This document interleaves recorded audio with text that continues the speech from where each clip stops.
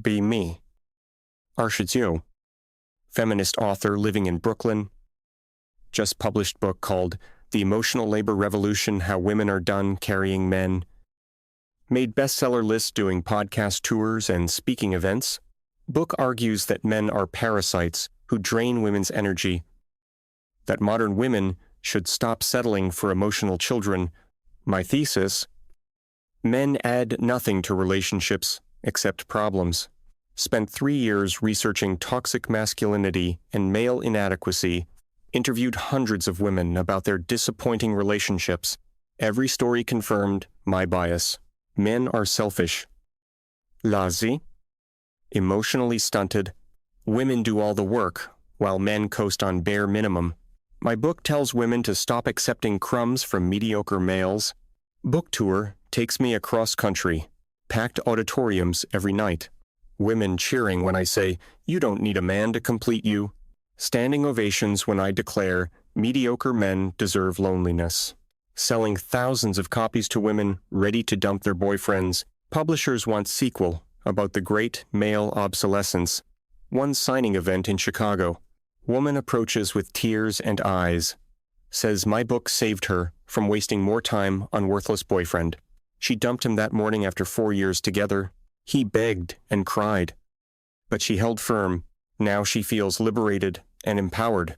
More stories like this pour in through social media. Women leaving long-term relationships after reading my book, raising their standards to impossible heights, refusing to settle for anything less than perfection. I feel like I'm leading a revolution of female empowerment. Publisher sets up interview with major magazine. Writer is male. Mitradius. Seems nervous interviewing me. Keeps asking about my personal relationships. I smugly tell him I'm single by choice. That I refuse to lower my standards for available men. He asks quietly, "What about men who are genuinely trying?" I laugh. If they were genuinely trying, they be worthy. He goes silent. Scribbles notes with shaking hands. Later find out he candled his own wedding after our interview. Fiancé read my book. I decided he wasn't good enough. Start noticing pattern at book signings. More and more single women showing up. Age 25 to 40. Educated. Successful. Completely alone. They love my message, but seem increasingly bitter. When I ask about dating, they roll eyes and complain. All men are trash. I'd rather die alone than settle. Men aren't worth the emotional labor anymore. These women have internalized my message completely. But they don't seem happy about their choices. One woman, Sencherba, tells me she's been single 5 years. Dumped fiancé after reading feminist literature like mine. Now she is cats and wine, but admits to crying every night. Still insists she made the right choice, that being alone is better than being with an adequate man. Another reader, Senchersan, says she broke up with boyfriend of 2 years. He wasn't ambitious enough. Didn't read feminist theory. Now she's on dating apps, swiping left on 99% of men, has been on 0 dates in 18 months, but proudly declares she has high standards. Start researching for my sequel about male obsolescence, planning to celebrate how women are choosing themselves over men. But statistics I find are unexpected. Marriage rates at historic lows. Birth rates collapsing. Single women reporting highest rates of depression and anxiety.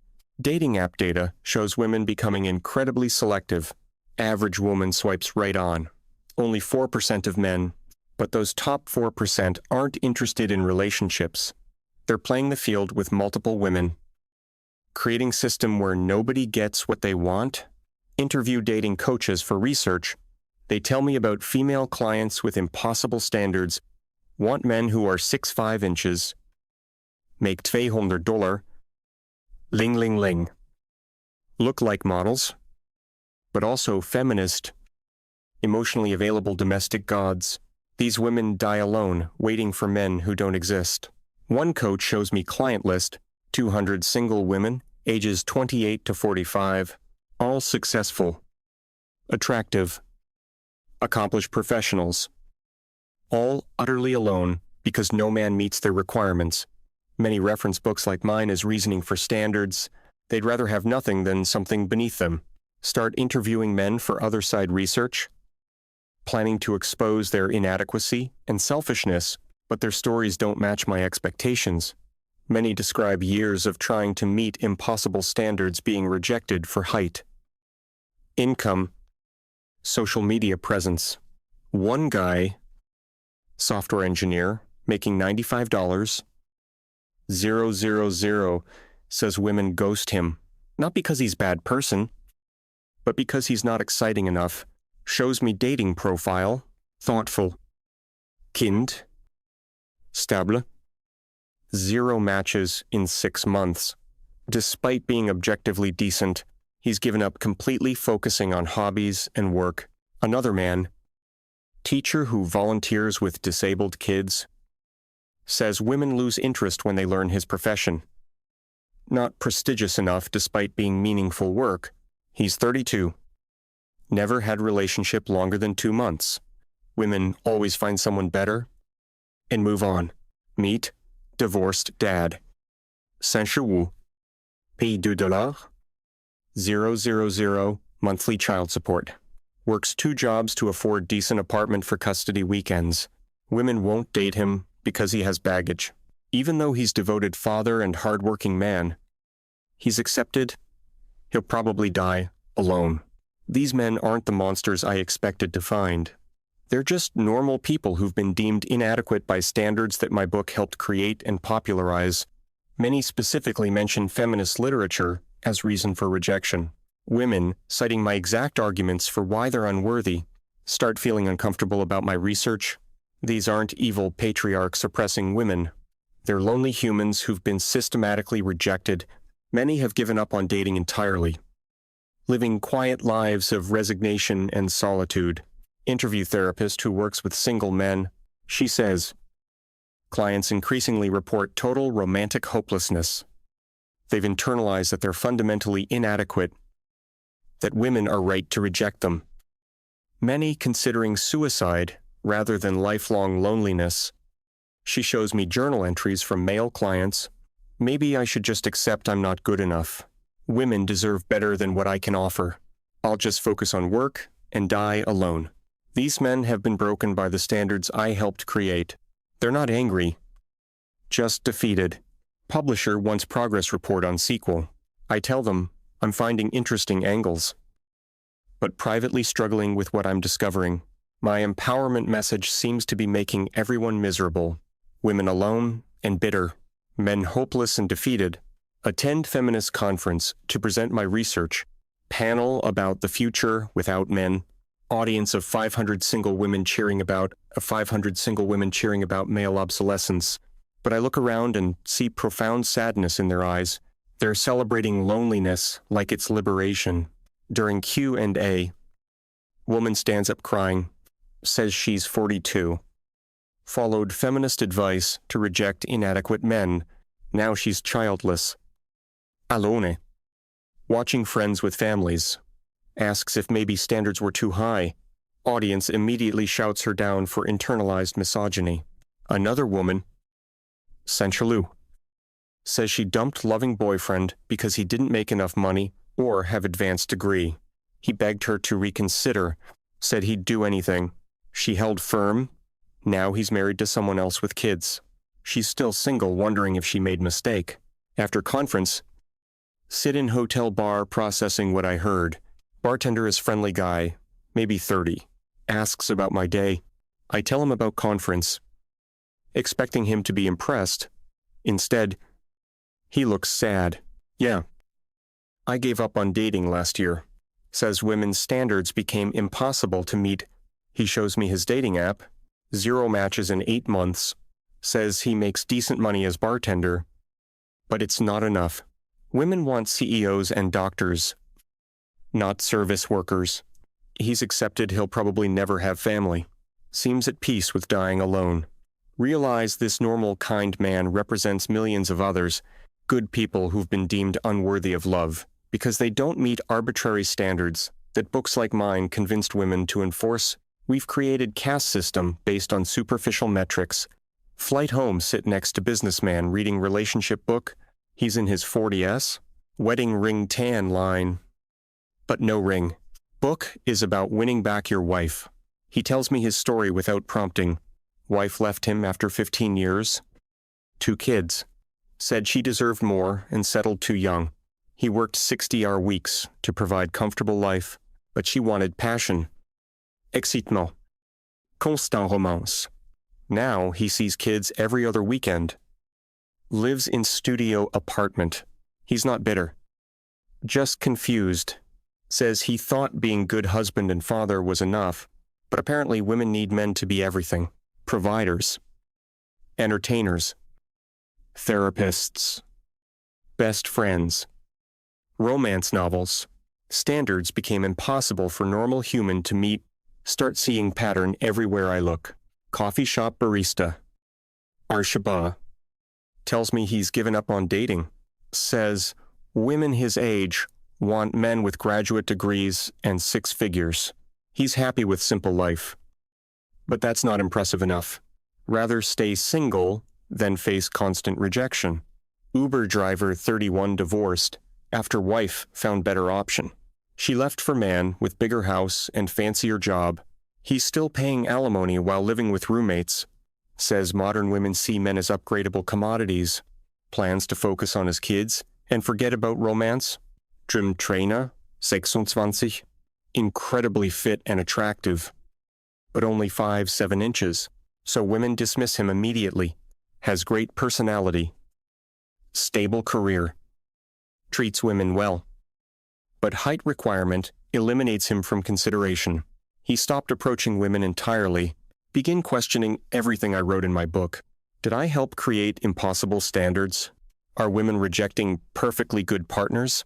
Is settling sometimes? Just accepting reality. Maybe not every relationship needs to be Disney movie. Reread my book with fresh eyes. It's basically manual for becoming impossible to please. Every chapter raises standards higher, tells women they deserve perfection, that anything less is betraying themselves. Check sales figures. 500K copies sold. That's potentially 500K women with unrealistic expectations. Greater than 500K relationships ended because partners weren't perfect. Greater than 500K men told they're inadequate human beings. What have I done? Social media mentions poor and daily. Women thanking me for permission to dump boyfriends. Stories of ended engagements and broken families. But also increasing complaints about loneliness. The revolution I started is making everyone miserable. Interview women who bought my book 2 years ago. Many are still single. Increasingly desperate. Standards haven't dropped, but reality is setting in. They're aging out of their preferred dating pool. But too proud to admit they might have been wrong. One reader, now 35, says she rejected 12 potential partners. Each one failed to meet some requirement for my book. Now she's watching younger women date the men she rejected. Those men are married with kids while she's alone. But still insists she made right choices. Another, Sanchi, broke up with fiancé because he wasn't feminist enough. He didn't read enough theory. Didn't discuss patriarchy daily. Now she realizes she prioritized politics over love. He's married to a woman who accepts him as he is. She attends their social media posts and cries, "Start researching what makes relationships actually work." Long-term couples cite acceptance. Patience. Compromise. Not the perfectionist standards I advocated for. Successful marriages involve 2 imperfect people choosing each other. My book taught women to choose nobody. Interview relationship researchers and marriage counselors. They confirm my book is causing real damage.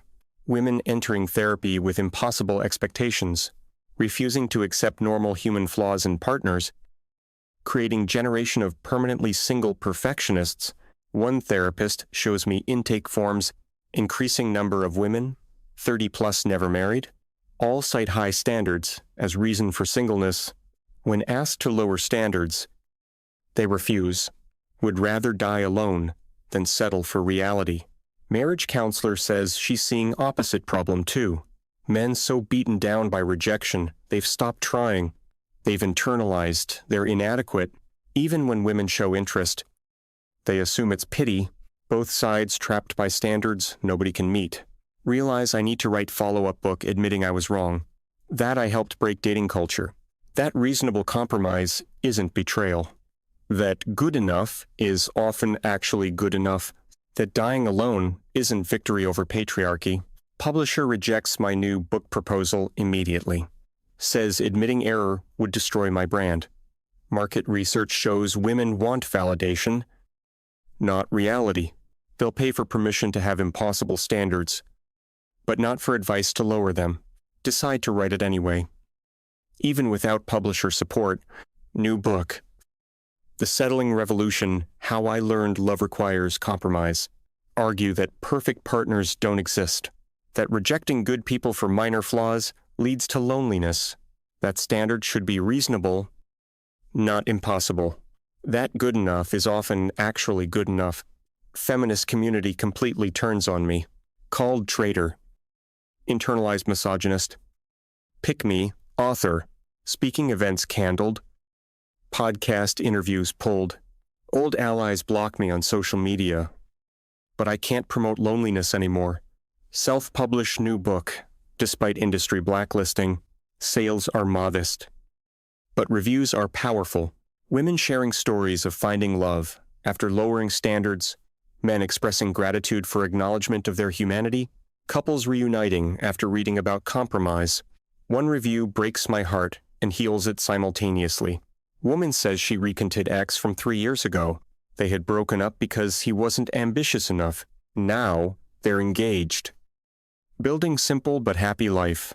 She realizes love matters more than impressive resume. Another reader tracked down guy. She goes for being 5'8" inches. Turns out he's incredible person. Just vertically challenged. They've been dating 6 months. She's never been happier. Says she almost missed soulmate over 2 inches. My old book would have supported that decision. Start speaking at events about realistic expectations. Smaller crowds, but more genuine engagement. Women admitting they're lonely. Asking for permission to compromise. Men sharing stories of being rejected for unchangeable traits. Everyone seems hungry for message of acceptance. Meet couple, who credits both my books with their relationship. Woman initially dumped man after reading first book. He wasn't successful or exciting enough. Year later, read my second book and realized mistake. Now they're married with baby on the way. She says, your first book taught me I deserved everything. Your second book taught me what I actually needed. I needed partner. Not perfect stranger from romance novel. He adds, I'm grateful you came to your senses. Almost gave up on love entirely. Realize this is what redemption looks like. Not just admitting error, but working to fix damage. Every couple that reunites, every standard that becomes reasonable, every person who chooses love over loneliness, slowly undoing harm of impossible expectations. New book won't make bestseller lists, won't get major publisher or speaking tours, but it might save relationships and prevent suicides, might help people find happiness instead of perfect misery. That matters more than literary fame. Looking back, understand how I got it wrong. Confused empowerment with isolation. Thought high standards meant impossible standards. Believed rejecting everyone was strength. Actually just taught people to be alone. If you're single, because nobody meets your standards, maybe standards are the problem. Not the people. Maybe good enough is actually good enough. Maybe love requires accepting flaws. Maybe dying alone isn't victory. Modern dating is broken because we broke it with impossible expectations and zero compromise. Men giving up because they can't win. Women alone because nobody's perfect enough. Everyone choosing loneliness over reality. But it's not too late to fix this. Lower your standards to reasonable levels. See partners as humans, not projects. Accept that love requires settling sometimes. That settling for real person beats waiting for fantasy. Because at the end of life, nobody wishes they died alone. Nobody celebrates rejecting all the imperfect people who might have loved them despite their flaws. We all just want connection, acceptance, belonging, And sometimes that means choosing good over perfect